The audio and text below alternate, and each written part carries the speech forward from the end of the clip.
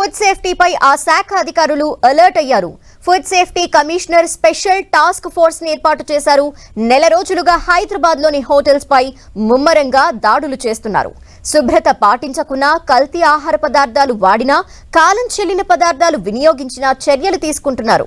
Samples సేకరించి lab కి పంపిస్తున్నారు. ఇప్పటి వరకు దాదాపు 29 శాంపిల్స్ నిబంధనలకు విరుద్ధంగా ఉన్నట్టు అధికారులు గుర్తించారు. శాంపిల్ రిపోర్ట్ ఆధారంగా చర్యలకు సిద్ధమవుతున్నారు అధికారులు.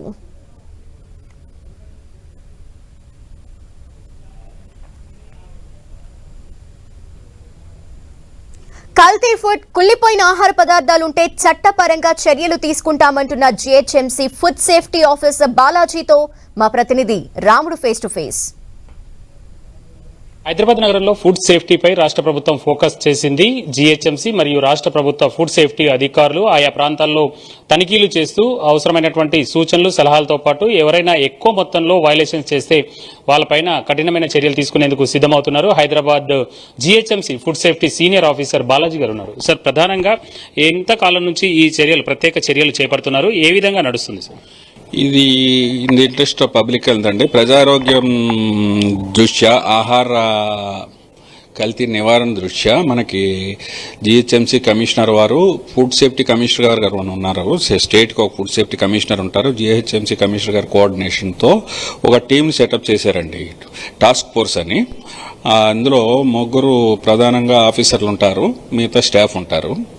వారితో పాటు అవసరమైతే మన మొబైల్ టెస్టింగ్ ల్యాబ్ కూడా వెళ్తుంది. వెళ్ళి ఒక ఏరియాని ఎంచుకుంటారు, ర్యాండమ్ ఎంచుకున్న తర్వాత హైయర్ అఫీషియల్స్ని కాంటాక్ట్ చేసి వారి డైరెక్షన్ ప్రకారం సర్ప్రైజ్ చెక్ చేస్తారండి. సర్ప్రైజ్ చెక్లో ఏంటంటే ఎన్ని డిఫెక్ట్స్, మైనర్ డిఫెక్ట్స్ ఉంటే అక్కడే ఇంప్రూవ్మెంట్ నోటీస్ ఇవ్వమని ఉన్నది. ఇంప్రూవ్మెంట్ నోటీస్ పంపుతాం. చిన్నవి ఉంటాయి, పెద్దదిగాని ఉంటే మాత్రం ఇమీడియట్గా అన్సేఫ్, సబ్స్టాండర్డ్, మిస్బ్రాండెడ్ అని 3 విభాగాలు ఉంటాయి. ఒక శాంపుల్ తీసినా లేదంటే ఎక్స్పైర్డ్ ఐటమ్స్ ఉన్నా వాటిలన్నిటికీ అడిషనల్ కలెక్టర్ రెవెన్యూ గారు అడ్జుడికేషన్ ఆఫీసర్ కింద ఉంటారండి. ఒకవేళ అది ప్రజారోగ్యానికి హానికరం అనే శాంపుల్ ఉంటే కోర్టుకు వెళ్తుందండి. అది కన్విక్షన్తో పాటు ఫైన్ ఉంటుంది.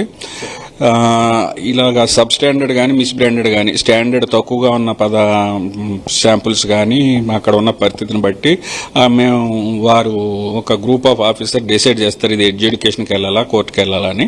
కమిషనర్లు, 2 కమిషనర్లని వారి అభిప్రాయం తీసుకుని ఇప్పుడైతే ప్రజెంట్ ఇది సుమారు 45 రోజుల నుంచి జరుగుతున్నదండి. టాస్క్ ఫోర్స్ టీము అన్ని సర్ప్రైజ్ చెక్సే. మేము మొన్న 6వ తారీఖు దాకా చేసిన డేటా ప్రకారం 24 ఇట్లకి కన్విక్షన్కే ఆల్రెడీ ఆర్డర్స్ పాస్ చేసి ఉన్నాయి. అది ప్రాసెస్లో ఉంది. అది దానికి 5 లక్షల వరకు ఫైన్ వేసుకునే అధికారం basing on the file, defects and hotel category అన్ని కలిపి వారికి కొన్ని గైడ్ లైన్స్ ఉంటాయి గవర్నమెంట్ చట్టంలో.